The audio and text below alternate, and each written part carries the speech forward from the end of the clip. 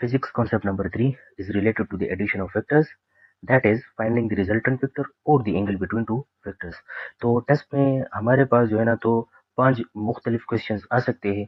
हमें एक कंडीशन दी होगी कि दो वेक्टर्स हैं और वो दोनों मैग्नीट्यूड में बराबर है। तो फिर आप बताएं अगर इनका रिजल्टेंट इनके मैग्नीट्यूड के बराबर आ रहा है तो इनके दरमियान एंगल क्या होगा।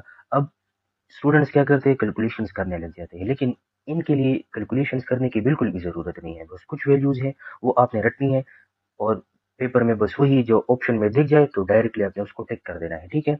फॉर एग्जांपल अगर ए और बी एक दूसरे के बराबर है और हमारे पास रिजल्टेंट इनके मैग्नीट्यूड का डबल आ रहा है तो इनके दरमियान एंगल 0 डिग्री होगा, ठीक है। और अगर इनके दरमियान एंगल 120 डिग्री आ जाए तो फिर जो रिजल्टेंट है वो इन्हीं के मैग्नीट्यूड के बराबर होगा, ठीक है। अगर हमारे पास एंगल 180 डिग्री आ जाए तो फिर जो रिजल्टेंट वेक्टर होगा that will be a null vector.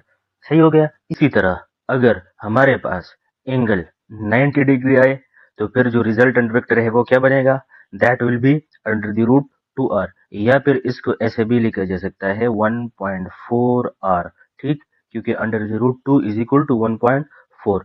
सही है।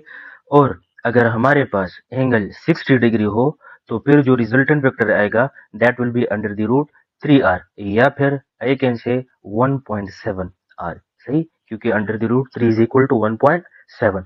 तो ये एंगल्स आपने याद रखने हैं और इसी तरह रिजल्टेंट वेक्टर्स भी याद रखने हैं कि कौन से एंगल पे रिजल्टेंट वेक्टर क्या बनेगा।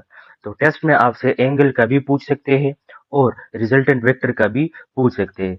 तो आपको ये वैल्यूज रटनी चाहिए, तो फिर आपको कैलकुलेशन करने की जरूरत नहीं पड़ेगी, बल्कि अगर आपको वैल्यूज याद होंगी तो 10 सेकंड में आप एमसीक्यू सॉल्व कर पाओगे।